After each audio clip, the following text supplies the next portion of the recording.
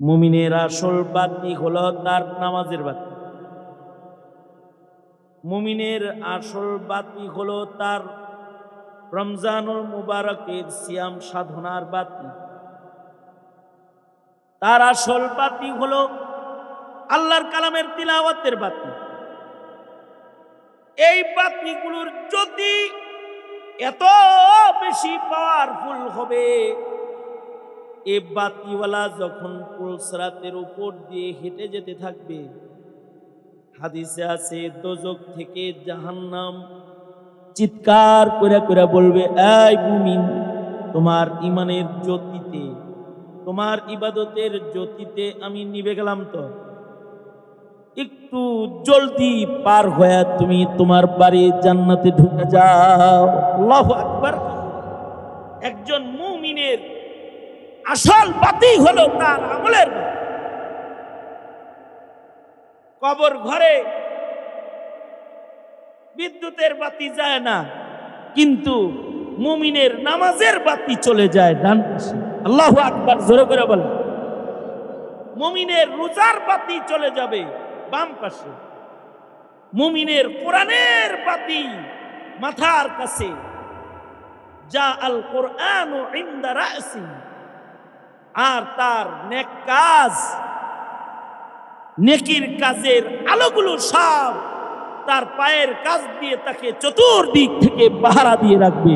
আল্লাহু আকবার। নবীজি খবর দিয়েছেন, এটা হলো আসল বাতি।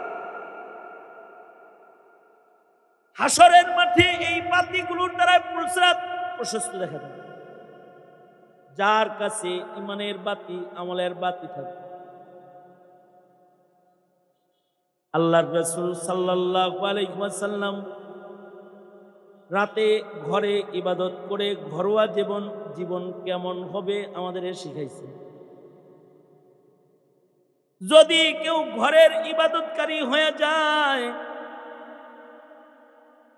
ঘরে নামাজ পড়ে, মসজিদে তো নামাজ পড়ে, ঘরের ভিতরে নামাজ পড়ে, ঘরের ভেতরে তিলাওয়াত করে, ঘরের ভেতরে জিকির করে, ঘরের ভেতরে ইবাদতের ভেতরে সেজদার হালতে থাকে, তার কত দাম। সে রহমানের গোলাম। ওয়া ইবাদুর রহমানিল্লাযীনা ইয়ামশুনা আলাল আরদি হাওনা ওয়া ইযা খাতাবাহুমুল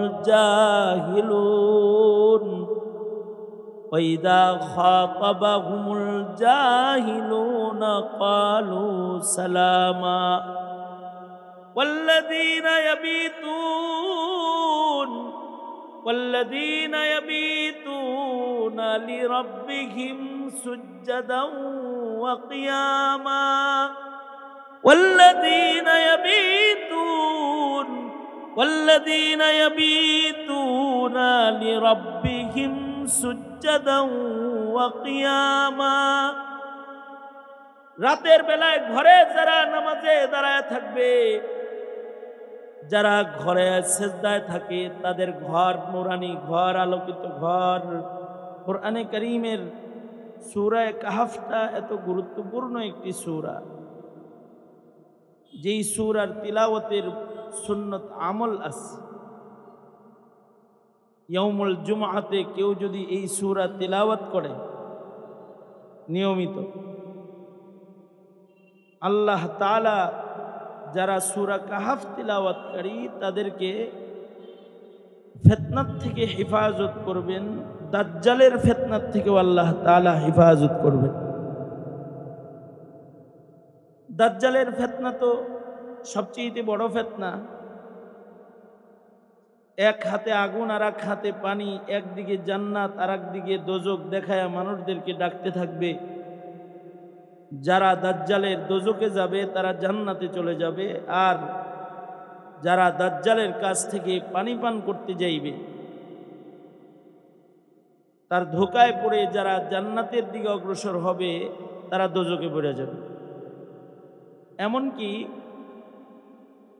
সে মানুষ কতল করবে, কতলের পরে আবার পুনরায় তাকে জীবিত করবে, এমন বড় ফিতনা হয়ে সে আগমন করবে। সে মানুষদেরকে গিয়ে বলবে, কত আগে বাবা মা হারাইছ, তোমার বাবা মাকে কি তোমার দেখতে মনে চায়? আমি জিয়ারত করাবো। সে মৃত বাবা মাকে জিয়ারত করাইয়া দিবে। অর্থাৎ ইবলিস শয়তান দাজ্জালের অনুগত হবে। ইবলিস শয়তানকে দাজ্জাল নির্দেশ করবে, এর বাবা মার আকৃতি ধরে এর সামনে তুমি হাজির হও। এই রকম এক ভয়ঙ্কর ফিতনা নিয়ে যে দাজ্জাল আগমন করবে, যারা সূরা কাহফের তিলাওয়াতকারী তাদেরকে আল্লাহ তাআলা সেই দাজ্জালের ফিতনা থেকে হেফাজত করবে। এ কারণে আমাদের মুরব্বীরা বলেন যে সুন্নত প্রতি শুক্রবারে সূরা কাহফ পড়া, কিন্তু কেউ যদি প্রতিদিন পড়তে পারে তাহলে আল্লাহ তাআলা ফিতনার যুগের সকল ফিতনার থেকে আল্লাহ তাআলা সূরা কাহফ তিলাওয়াতকারীকে হেফাজত করবে। কিন্তু আমাদের দুর্বলতা হলো, আমাদের সন্তানদেরকে তো আমরা তিন কুলের আমল শিখাই না, আয়াতুল কুরসি অথবা সূরা হাশরের তিলাওয়াত করার যোগ্যতাই তো উম্মতের নাই। সেই উম্মত সূরা কাহফ পড়বে কিভাবে? সূরা কাহফ রাতে দিনে সাহাবায়ে কেরাম বরকতের জন্য পড়তেন।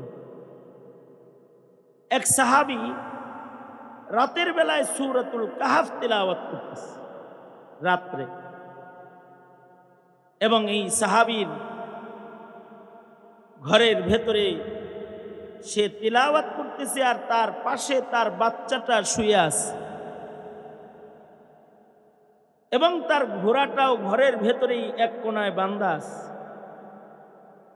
আর সে সূরা কাহফ তিলাওয়াত করতেছে।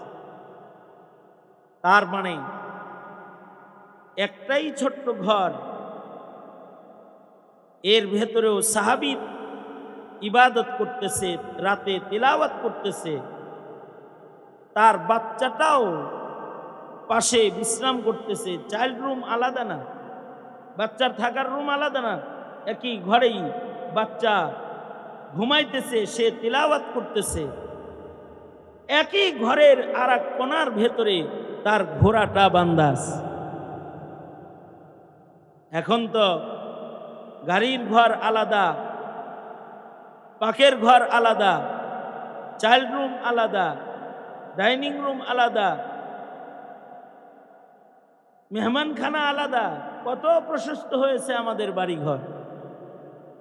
কিন্তু আগের জমানায় ঘর কম ছিল, মানুষ পাহাড় কেটে তার ভেতরে ছোট্ট একটু থাকার জায়গা বানায়া তার ভেতরে মানুষ বসবাস করত। আমাদের নবী আলাইহিস সালাতু ওয়াস সালামেরও ছোট্ট ঘর ছিল। আমাদের নবী আলাইহিস সালামের ঘর অনেক বড় ঘর না, আমাদের নবীজির ঘরও এত ছোট ছিল যে নবী আলাইহিস সালাতু ওয়াস সালাম নামাজে দাঁড়িয়ে যখন তিলাওয়াত করতেন ঘরের ভেতরে, নবীজি নামাজরত থাকতেন আর হযরত আয়েশা সিদ্দিকা ঘুমে গড়াগড়ি দিয়ে নবীজির জায়নামাজের উপরে নবীজির সামনে এসে শুয়ে থাকতেন। আল্লাহর রাসূল সাল্লাল্লাহু আলাইহি ওয়াসাল্লামের ঘর এত ছোট যে একজন শুইলে আর একজনের নামাজের জায়গা নেই। আল্লাহর রাসূল সাল্লাল্লাহু আলাইহি ওয়াসাল্লামের ঘরের ভেতরে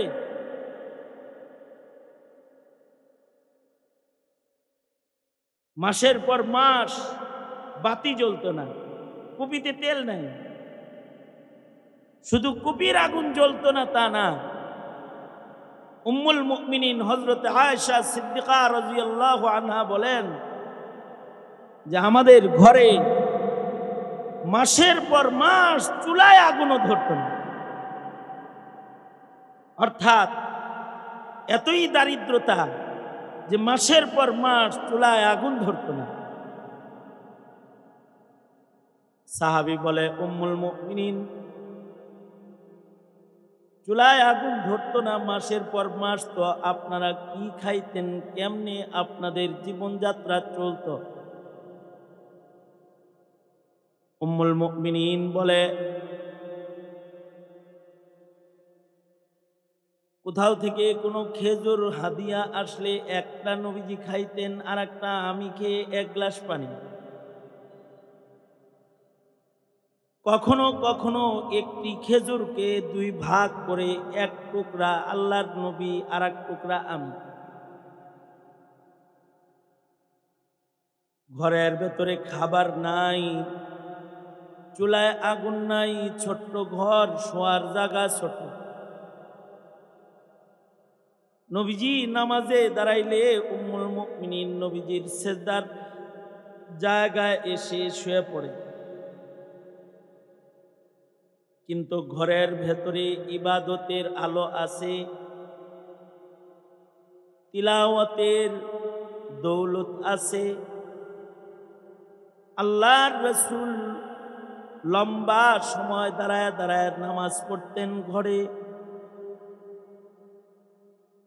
নবীজির দাঁড়িয়ে কোরআনের তিলাওয়াত এত লম্বা হতো,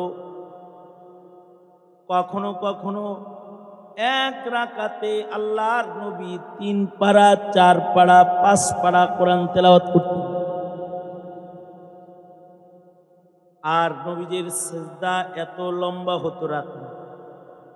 ছোট্ট ঘর, আলো নাই, খানা নাই, খাবার ছাড়া ঘর, আলো ছাড়া ঘর, কিন্তু আল্লাহর নবীর ঘরের ভেতরে সিজদা এত লম্বা যে উম্মুল মুমিনিন বলেন, কখনো কখনো আমি ভয় পেয়ে যেতাম, এত লম্বা সিজদা কেন, না জানি আল্লাহর দোস্ত সিজদার ভেতরে আল্লাহর কাছে চলে গেছে। নবীজি জীবিত আছে কি না এটা পরীক্ষা করার জন্যে উম্মুল মুমিনিন বলে, আমি নবীজির পায়ের উঙ্গুলি ধরতাম, নাড়াচাড়া দিতাম। নবীজি পাকে তখন শক্ত করে জায়নামাজে চেপে ধরতেন। তখন আমি বুঝতাম না আল্লাহর রাসূল আছেন। তার মানে সেজদা এত লম্বা। ডেলি এক কথা বলে দিতে হয়, তুমি বলতে পারো না?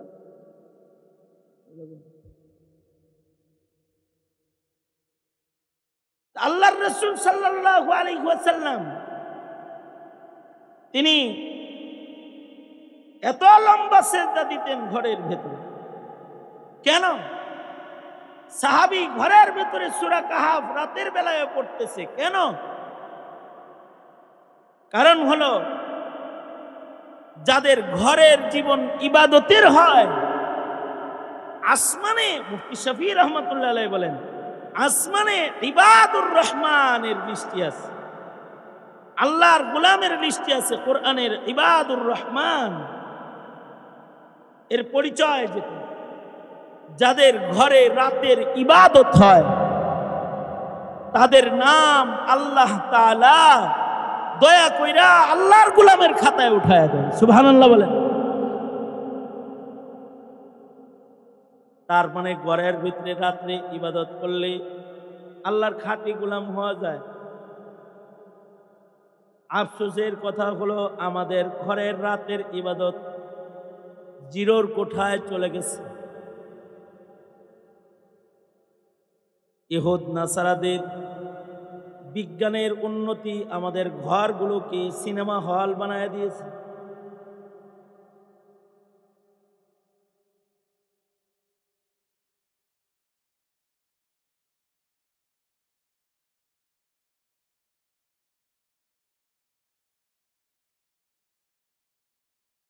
আমাদের ঘরগুলো এখন টেলিভিশন ছাড়া ঘর নাই। আমাদের ঘরের ভেতরে তিলাওয়াত নাই, কিন্তু সিনেমা আছে। মুসলমানের ঘরের ভেতরে কৌতুক নাটক আছে। ঘরের ভেতরে কোরআনের তিলাওয়াতের আওয়াজ নাই, কিন্তু গানের আওয়াজ আছে। আমাদের মাদ্রাসাগুলোতে বাচ্চারা আমাদের কাছে থাকে, মাদ্রাসাগুলোতে গানের আওয়াজ শোনে না, নাটকের আওয়াজ শোনে না, স্ক্রিন টাচ মোবাইল ছাত্ররা পায় না। যখন মাদ্রাসা ছুটির সময় আসে আমরা পেরেশান হয়ে যাই। কেন? যে বাচ্চাটাকে 3 মাস, 1.5 মাস, 2 মাস টিভির পরিবেশ থেকে দূরে রেখেছি, মাদ্রাসা বন্ধ হয়েছে মানে বাচ্চার নিজের ঘরে টিভি না থাকলেও খালার বাড়ি আছে, খালার বাড়ি টিভি না থাকলে ফুফুর বাড়ি আছে, বোনের বাড়ি ডিশের লাইন আছে। ছুটিতে যায়া টেলিভিশন দেখা তার চোখকে সে ভিন্ন নেশায় ফেলা। যা পড়ায়া দিই সব কিছু এলোমেলো করে বাড়ি থেকে মাদ্রাসায় দিকে। কারণ মুসলমানের ঘরের পরিবেশ এখন নষ্ট।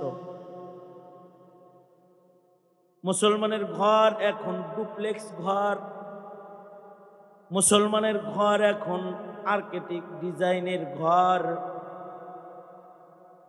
ঘরগুলোতে মার্বেল পাথরের টাইলস আছে, সৌন্দর্য আছে, ক্যালিগ্রাফি আছে, কিন্তু ঘরের পরিবেশ অসুন্দর। ঘরের ভেতরে জিকির নাই, ঘরের ভেতরে তিলাওয়াত নাই, ঘরের ভেতরে সেজদা নাই, ঘরের ভেতরে নামাজ নাই। অথচ এই বাতি বিদ্যুতের বাতি আসল বাতি না। মুমিনের আসল বাতি হলো তার ঈমানের বাতি, মুমিনের আসল বাতি হলো তার নামাজের বাতি, মুমিনের আসল বাতি হলো তার রমজানুল মুবারকের সিয়াম সাধনার বাতি, তার আসল বাতি হলো আল্লাহর কালামের তিলাওয়াতের বাতি। এই বাতিগুলোর যদি এত বেশি পাওয়ারফুল হবে, এই বাতিওয়ালা যখন পুলসরাতের উপর দিয়ে হেঁটে যেতে থাকবে, হাদিসে আছে দোজখ থেকে জাহান্নাম চিৎকার করে করে বলবে, এই মুমিন, তোমার ঈমানের জ্যোতিতে, তোমার ইবাদতের জ্যোতিতে আমি নিভে গেলাম, তো একটু জলদি পার হয়ে তুমি তোমার বাড়ি জান্নাতে ঢুকে যাও। আল্লাহু আকবার। কি খবর? 1000 পাওয়ারের বাতি, 1200 পাওয়ারের বাতি, একটা দিয়ে পুরা মাঠ আলোকিত হয় এমন বাতি। এই বাতি আসল বাতি না। একজন মুমিনের আসল বাতি হলো তার আমলের বাতি। কবর ঘরে বিদ্যুতের বাতি যায় না, কিন্তু মুমিনের নামাজের বাতি চলে যায় ডান পাশে। আল্লাহু আকবার, জোরে করে বলেন। মুমিনের রোজার বাতি চলে যাবে বাম পাশে, মুমিনের কোরআনের বাতি মাথার কাছে। যা আল কোরআন ইনদা রাসি, আর তার নেক কাজ, নেকির কাজের আলোগুলো সব তার পায়ের কাজ দিয়ে তাকে চতুর্দিক থেকে পাহারা দিয়ে রাখবে। আল্লাহু আকবার। নবীজি খবর দিয়েছেন, এটা হলো আসল বাতি। হাসরের মাঠে এই বাতিগুলোর দ্বারা পুলসরাত প্রশস্ত দেখা যায়। যার কাছে ঈমানের বাতি, আমলের বাতি থাকে। আল্লাহর রাসূল সাল্লাল্লাহু আলাইহি ওয়াসাল্লাম রাতে ঘরে ইবাদত করে ঘরোয়া জীবন কেমন হবে আমাদের শিখাইছে। যদি কেউ ঘরের ইবাদতকারী হয়ে যায়, ঘরে নামাজ পড়ে, মসজিদে তো নামাজ পড়ে, ঘরের ভিতরে নামাজ পড়ে, ঘরের ভেতরে তিলাওয়াত করে, ঘরের ভেতরে জিকির করে, ঘরের ভেতরে ইবাদতের ভেতরে সেজদার হালতে থাকে, তার কত দাম সে রহমানের গোলাম। ওয়া ইবাদুর রহমানিল্লাযীনা ইয়ামশুনা আলাল আরদি হাওনা ওয়া ইযা খাতাবাহুমুল জাহিলুন وَإِذَا خَاطَبَهُمُ الْجَاهِلُونَ قَالُوا سَلَامًا وَالَّذِينَ يَبِيتُونَ لِرَبِّهِمْ سُجَّدًا وَقِيَامًا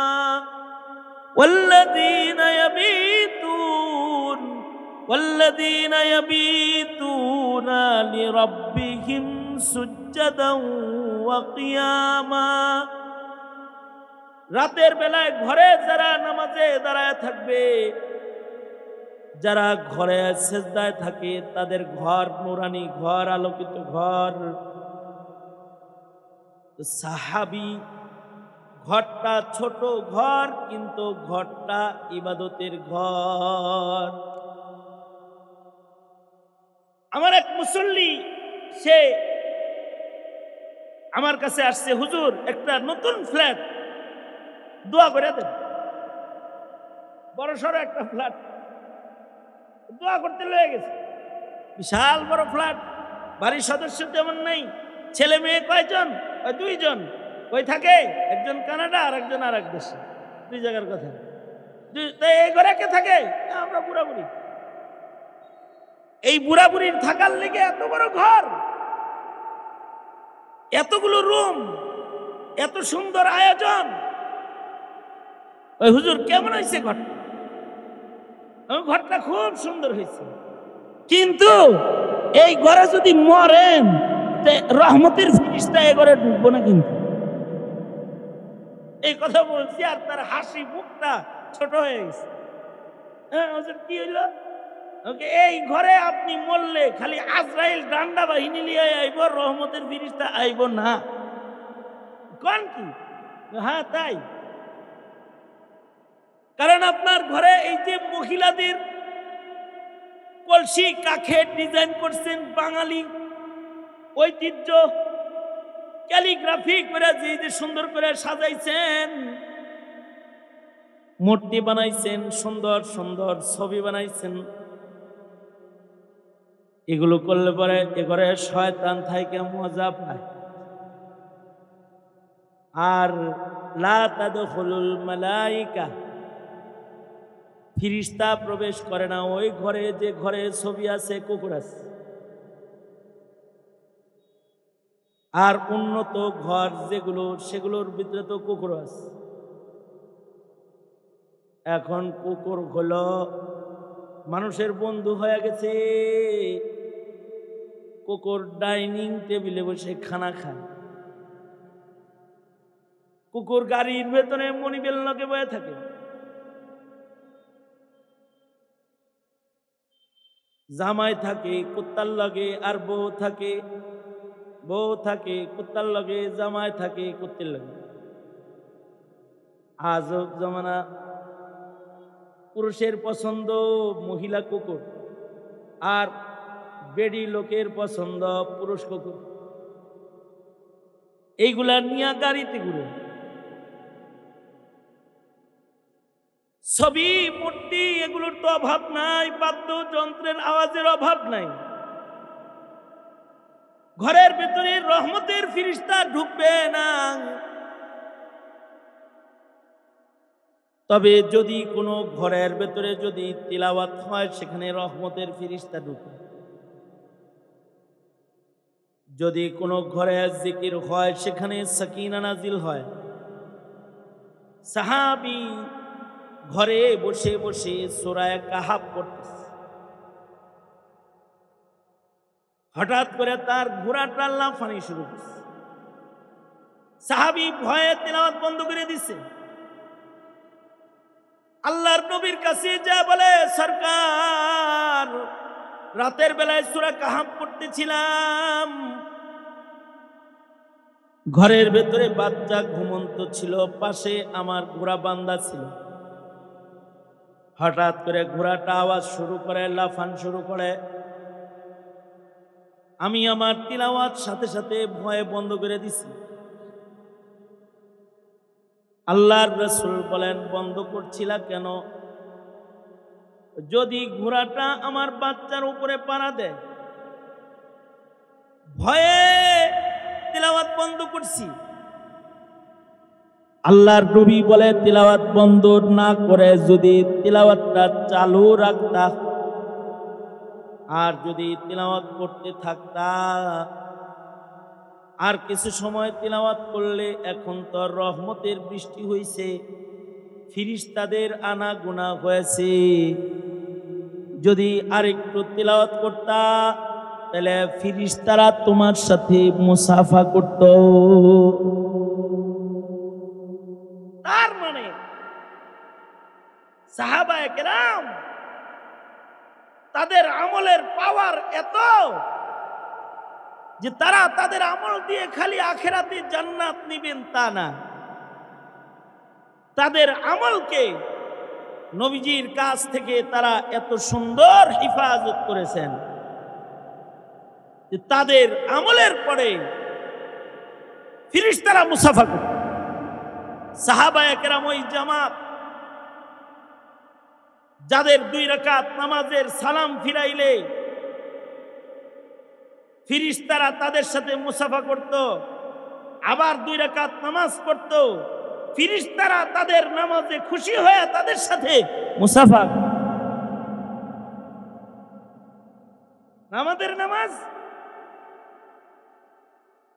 আমাদের হিসাবে গণনায় হলো আমি নামাজ, আমাদের জিন্দেগিতে গণনার নামাজ অনেক আছে, কিন্তু আমরা নিজেরাই আমাদের ইবাদতকে বরবাদ করে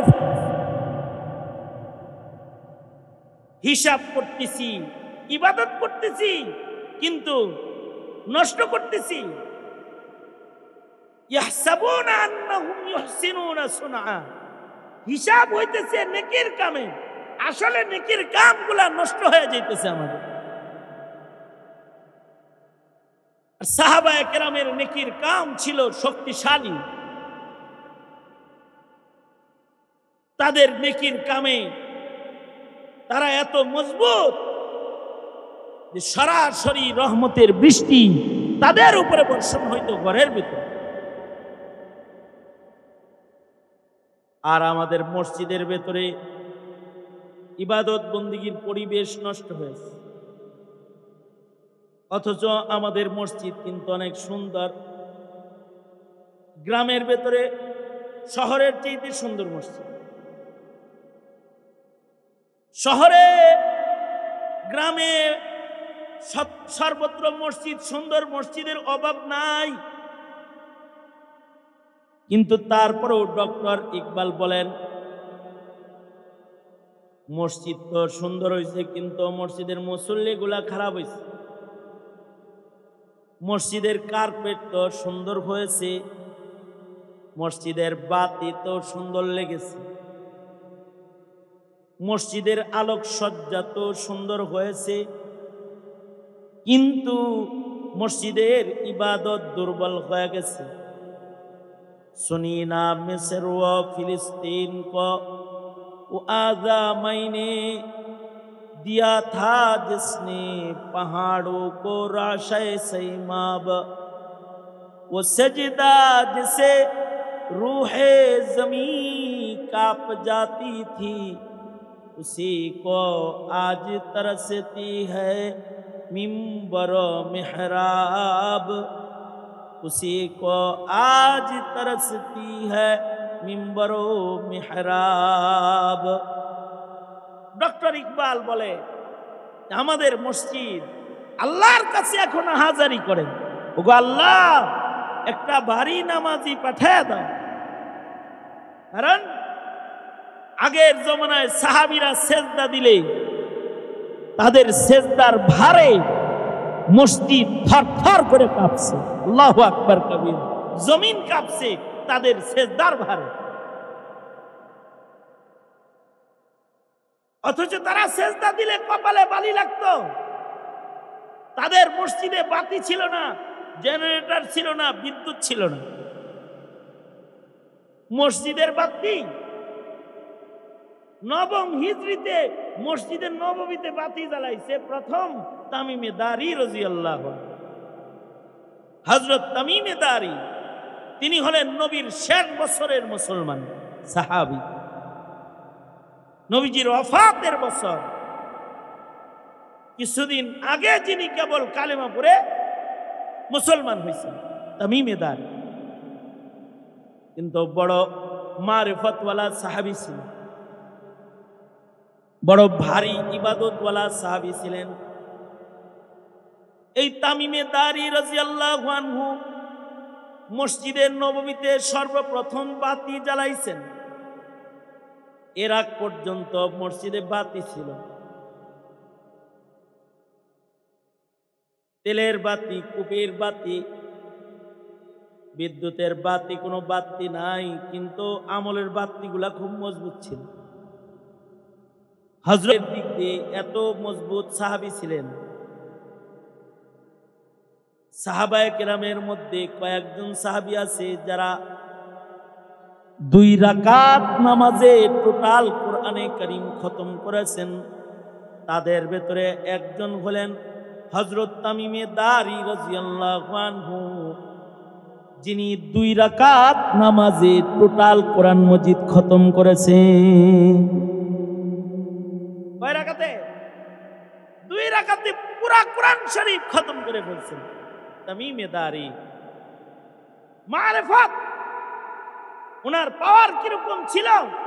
কারণ আমলের দ্বারাই তো মানুষের পাওয়ার হয়।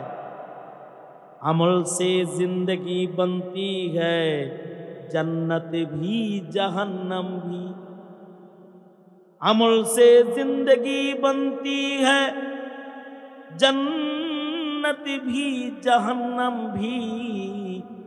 ये खाक अपनी फितरत में न नारी है न नूरी, ये खाक अपनी फितरत में न नारी है न नूरी। আমলের দ্বারাই হলো মানুষের পাওয়ার হয়, এমন পাওয়ার যেই পাওয়ার জিনেরও নাই, যেই পাওয়ার ফেরেশতারও নাই। আল্লাহু আকবার কবীর। এটা হলো মানুষের আমলের পাওয়ার। হযরত তামিমে দারির আমলের পাওয়ার এইরকম যে হযরত উমরের শাসন আমলে পাহাড়ের গুহা থেকে একবার আগুন আসা শুরু হলো। পাহাড়ের গুহা থেকে আগুন আইতেছে। হযরত ওমর খবর পাইলেন যে পাহাড়ের গুহা থেকে নাকি আগুন বের হইতেছে।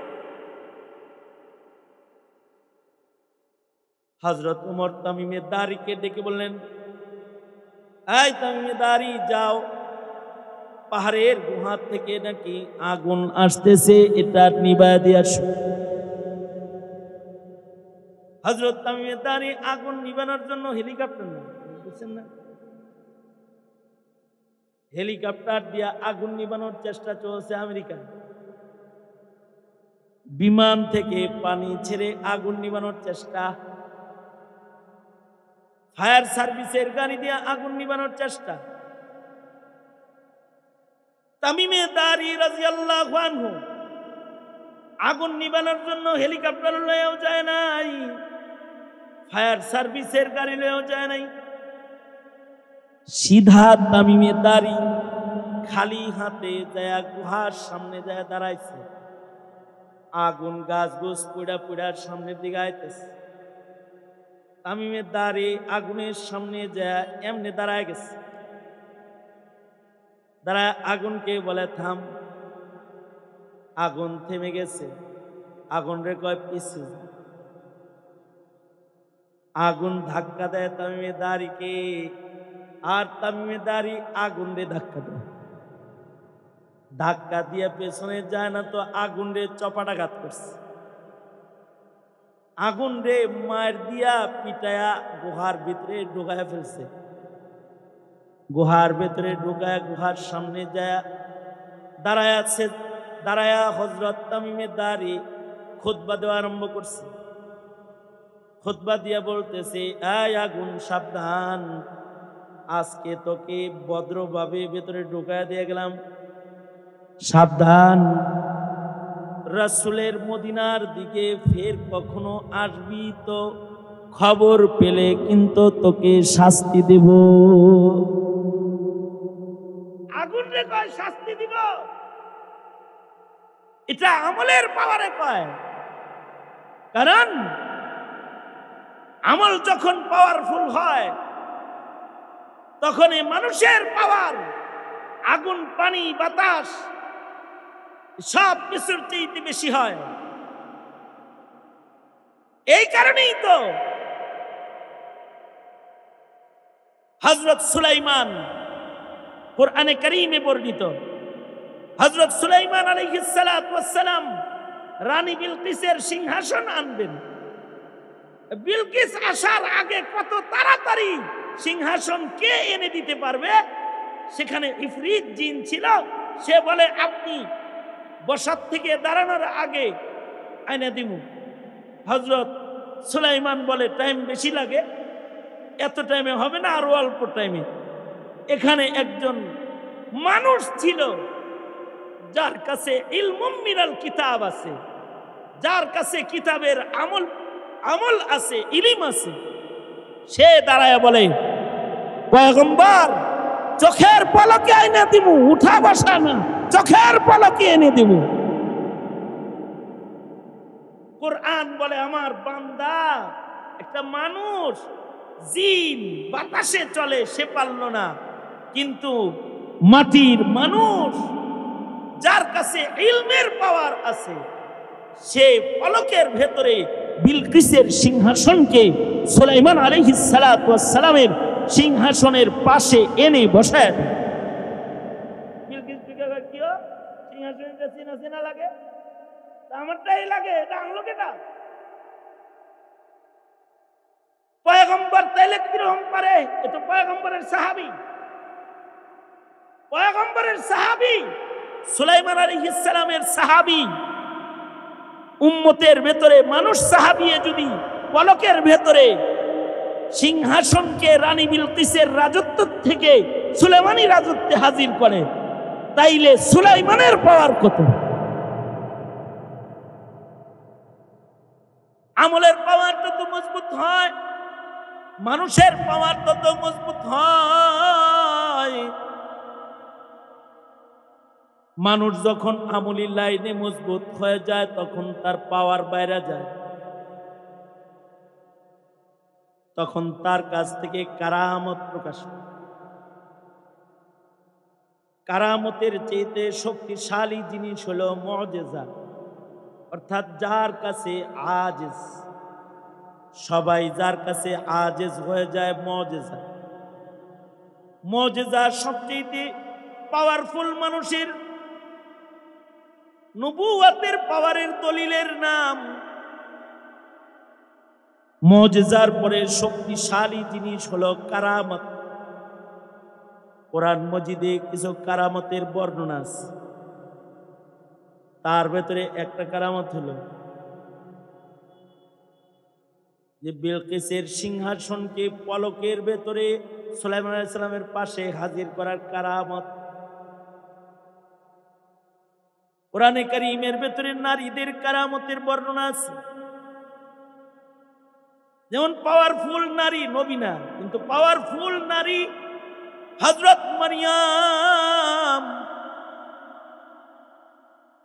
তার পাওয়ার অনেক বেশি, আল্লাহর কাছে মাহবুব বেশি। হযরত জাকারিয়া, ওনাকে ঘরের ভিতরে তালা দিয়েছে, কিন্তু তালা খুলা ভিতরে ঢুইকা দেখে যে ফল খায়। কিরে মারিয়াম, কিছু দেই না, ঘরে থাকে তালা, চাবি আমার কাছে, ফল কই থেকে আসে, কে দেয়? হযরত মারিয়াম বলে, রবের লগে খাতির তো, হাযা মিন ইনদিল্লাহ, আল্লাহর লগে আমার খাতির বানো, আমার আল্লাহ আমারে বন্ধ ঘরের ভিতরে খাওয়ায়। আল্লাহু আকবার, জোরে করে বলে। বান্দা যদি পাওয়ারফুল হয় তাহলে আল্লাহ তাআলা খাওয়ায়। যেমন হযরত খুবাইব, বুখারী শরীফে আছে, ওনাকে বন্দি করা হয়েছে জেলখানার ভিতরে। জেলখানার ভেতরে বন্দি করে রেখেছে, কিন্তু যারা বন্দি করছে তারা দেখে জেলের ভিতরে বয়া সুন্দর সুন্দর ফল খায়। জিগায় খুবাইব, কই পাও এগুলো কোথা থেকে আসে? অমৌসুমি ফল তোমার জেলের ভিতরে, কোন জায়গা থেকে আসে? ফলগুলা কে দেয়? এটা তোমার মহল্লার কোনো মানুষে দেয় নাই, আমারে তো জেলখানায় আটকাইছ, কিন্তু আমি একজন আর গোলাম, এই জেলের ভেতরেও আমি যার গোলামি করি। হাদা মিন ইনদিল্লাহ, এটা আমার ওই আল্লাহর পক্ষ থেকে মেহমানদারি, আমার আল্লাহ জেলের ভেতরে আমারে খাওয়ায়। আল্লাহু আকবার। এই বাড়ির এই মহিলায় কয়, খুবাইবের চাইতে ভালো কোনো কায়দি আসামি আমি আমার জীবনে দেখিনি। তার মানে মানুষের ভেতরে যারা ভালো মানুষ হয়ে যায় তাদের পাওয়ার বেড়ে যায়, তারা পাওয়ারফুল হয়। এই পাওয়ারটা মানুষের কিসের পাওয়ার? অস্ত্রের পাওয়ার না, টাকার পাওয়ার না। এই পাওয়ারটা হলো একটা মানুষের ইবাদতের পাওয়ার, একটা মুমিনের ইবাদতের পাওয়ার। মুমিনের ইবাদতের পাওয়ার যদি ভালো হয়, তখন এই মুমিনের কাছে জিন্নাতরা তো দুর্বল হয়, ফেরেশতারাও দুর্বল হয়। আল্লাহু আকবার, জোরে করে বলেন। ফেরেশতাও দুর্বল হয়ে যায়। এ কারণে মুমিন হতে হলে পাওয়ারফুল মুমিন হইতে হবে। পাওয়ারফুল মুমিন যদি কেউ হইতে চায়, শুধু কালেমা দিয়া পাওয়ারফুল হওয়া যায় না। শুধু মুসলিম ঘরে জন্মগ্রহণ করলে পাওয়ারফুল মুমিন হওয়া যায় না। পাওয়ারফুল মুমিনের পাওয়ার হয় তার আমল দিয়া। যার আমল যত ভালো হয়, যার আমল যত মজবুত হয়, তার পাওয়ার তত বেশি হয়। যার আমলি পাওয়ার যত ভালো হয়, সে আল্লাহর কাছে তত প্রিয় হয়। সাহাবায়ে কেরামের তো আমলের পাওয়ার বেশি। 2 রাকাত নামাজে টোটাল কোরআনে কারীম খতমকারী সঙ্গত কারণে আগুনে থাপ্পড় দিতে পারে। সাহাবায়ে কেরামের ইমানের পাওয়ার বেশি। এ কারণে সাহাবীর সামনে বনের হিংস্র প্রাণীরা দুর্বল হইয়া যায়। সাহাবায়ে কেরামের ঈমান আমলের পাওয়ার বেশি। এ কারণে সাহাবীর জন্য সাগর রাস্তা হয়ে যায়। সাগরের উপর দিয়ে সৈন্য সহ ঘোড়া দৌড়ায়া সাহাবী পার হয়ে চলে যায়। ঈমান আমলের পাওয়ার বেশি। জঙ্গলের টিলার পরে দাঁড়ায় বলে, এই জঙ্গলের হাসারাত, এই জঙ্গলের হিংস্র প্রাণী, তোরা কারা আছিস? আমরা আল্লাহর রাসূলের সাহাবী, তোদের কারণে আমগো ডর লাগে, জঙ্গল ছাইরা এখন খালি করে চলে যা। সূর্য ডুবার আগে সবাই জঙ্গল খালি করে দিবি। যদি সূর্য ডুবার আগে জঙ্গল খালি না করিস, তাহলে এই যে আমার খোলা তরবারি আকাশে উঠায় ধরলাম, গর্দান কেটে ফেলবো আমি, কিন্তু তোদেরকে শাস্তি দেব। সাহাবী খুতবা দেওয়া শেষ, সাথে সাথে জঙ্গলের বাঘ, ভাল্লুক, সাপ, বিচ্ছু যা আছে, যার যার বাচ্চাকে মুখে কামড় দিয়া লইয়া বাইরে চলে গেল। সাহাবীরা নিশ্চিন্ত মনে জঙ্গলের ভেতরে রাত্রি যাপন করলো। এটা সাহাবায়ে কেরামের ঈমান আমলের পাওয়ার। अमल से जिंदगी बनती है, जन्नत भी जहन्नम भी। अमल से जिंदगी बनती है, जन्नत भी जहन्नम भी। ये खाक अपनी फितरत में न नारी है न नूरी। এটা সাহাবায়ে কেরামের ঈমান আমলের পাওয়ার। এই ঈমান আমলের পাওয়ারটা দিন যাইতেছে আমাদের দুর্বল হইতেছে। তাদের ঈমানের পাওয়ার ভালো। এবার তামিমে দারি আগুনে থাপড়ায় হাসারাত কি সাহাবী ডাইকা চলে যেতে কয় চলে যায়। শাহাবুল ঈমানে বাইহাকী রাহমাতুল্লাহ আলাইহি এনেছেন সাফিনা রাদিয়াল্লাহু আনহা। তিনি নদীর পানিতে ভাইসা জঙ্গলের পারে যায় ঠেকছেন। নৌকা ডুবে গেছে। আরবের মানুষ সাঁতার পারে না, ডুবে সব মরছে। হযরত সাফিনা সাঁতার জানতেন। উনি কাঠ ধরে সাঁতরায় সাঁতরায় জঙ্গলের তীরে চলে গেছে। একদিক দিয়ে পেছনে পানি, কেবলমাত্র তীরে এসে ভিজা কাপড়ে দাঁড়াইছে। আর হিংস্র বাঘ একটা ওনারে থাবা দেওয়ার জন্য আগে আসছে। বাঘরে দেখা উনি বলে, এই আমি সাইয়্যিদুল মুরসালিনের হাতের মুসলমান, সাবধান, এক কদম আগাইবি না। বাঘ নীরব হয়ে গেছে। বাঘ সাফিনাকে ডাকতেছে, কথা বলতেছে, আয়, আমি রাসূল দেখি নাই, তুই রাসূল দেখছিস। আমি তোর পাহারাদার, আমার পিঠে হাত রাখো, আমি এই জঙ্গল পার করে দিব, কেউ তোমার উপরে আক্রমণ করবে না। হযরত সাফিনা বাঘের পিঠে হাত রেখেছেন। আর টোটাল জঙ্গল পার করে বাঘ উনারে জনবসতিতে দিয়ে আসছে। বাঘ হযরত সাফিনারে বিদায় দেওয়ার সময় কান্দে। বাচ্চারে ছেড়ে দিলে যেমন মায় কান্দে, বাঘে হযরত সাফিনারে বিদায় দেয় আর কান্দে। এই যে হযরত সাফিনার পাওয়ার, এটা তার ঈমানের পাওয়ার, এটা তার আমলের পাওয়ার। আল্লাহর রাসূল বলে, সাহাবী, তোমার কোরআনের তিলাওয়াতের ভিতরে এত পাওয়ার যে তোমার তিলাওয়াতের কারণে তোমার ঘরের ভিতরে সাকিনা নাজিল হইতেছিল। সরাসরি আল্লাহর ফেরেশতারা যাতায়াত করতেছিল।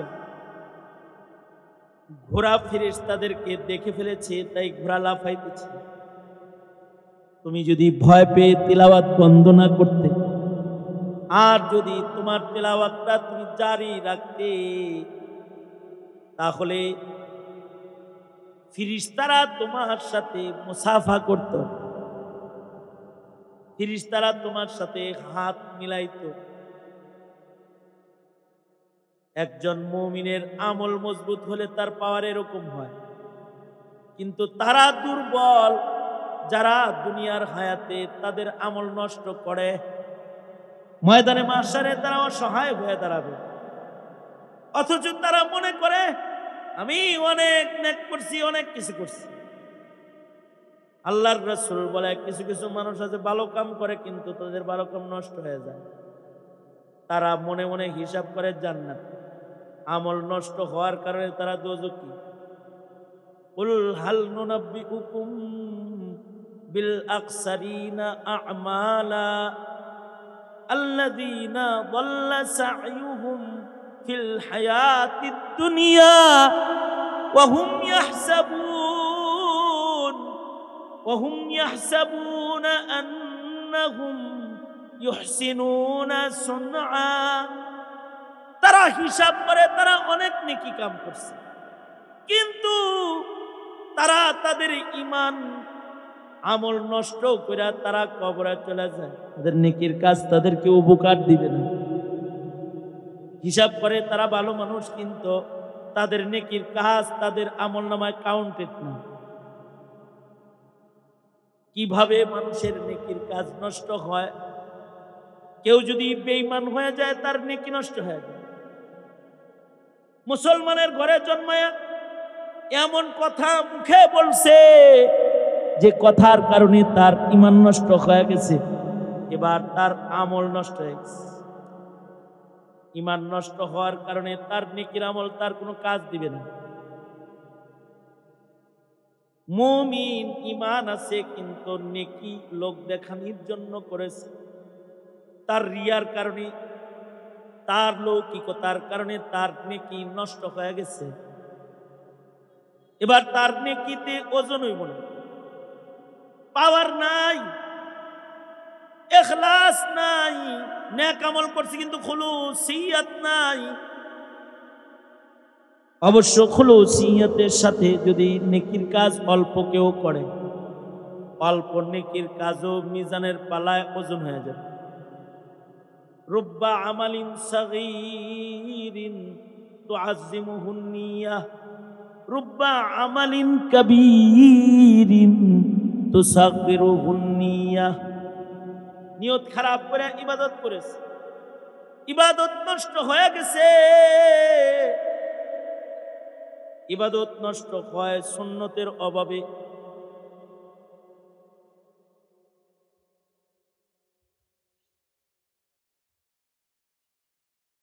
ইবাদত নষ্ট হওয়ার তৃতীয় আরেকটা কারণ হলো মাসাইলের অভাবে ইবাদত নষ্ট হয়, সুন্নতের অভাবে ইবাদত নষ্ট হয়।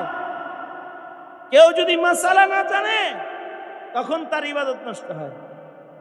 আসরের পরে নফল নামাজ নাই, মাসলা না জানার কারণে সুন্নতের খেলাফ নামাজ আসরের পরে দাঁড়ায় দাঁড়ায় নফল নষ্ট হয়ে গেছে। মাসাইল না জানার কারণে গাজী হওয়ার নিয়তে লাঠি লয়ে ইস্তেমায় যায় বাইরে মানুষ মেরে ফেলাইছে, গাজী হইতে যায় পাজি হয়ে গেছে। জোরে বলেন কি হইছে, জোরে বলেন। মাসাইলের অভাবে ঈমান নষ্ট হয়ে যায়, আমল নষ্ট হয়ে যায়। আমাদের দেশে ভালো আমলকারী মুসলমানদের ভিতরে শেখ হাসিনা একজন, তার অনেক আমল। সে প্রতি রাতে 70-80 রাকাত নফল নামাজ পড়তো, আপনারা যা কেউ পড়েন। সে কোরআন শরীফ তেলাওয়াত করতো ডেইলি, নেতারা বলতো এগুলো। হজ উমরা করতো প্রতি উপজেলায়। আপনি উপজেলায় মসজিদ করছে, সব উপজেলায় একটা করে মসজিদ করছে, নেকির কাজ সদকায়ে জারিয়া। কিন্তু মাসাইল না জানার কারণে ঈমান নষ্ট শেখ হাসিনা। মসজিদ করছে উপজেলায় একটা, মূর্তি করছে মনে করেন 36টা। বুঝেন না এই কথাটা? মূর্তি কে বানায়? যে মুশরিক সে মূর্তি বানায়। মূর্তি কে বানায়? আলেমরা বলেছিল ভাস্কর্য বানায়ও না। কোন আলেম বক্তব্যে বলেছে ভাস্কর্য বানাইলে কিন্তু বুড়িগঙ্গায় ফালাইয়া দিব। এ কারণে এদেশের আলেমদেরকে জেল খাটতে হয়েছে, জুলমের শিকার হতে হয়েছে।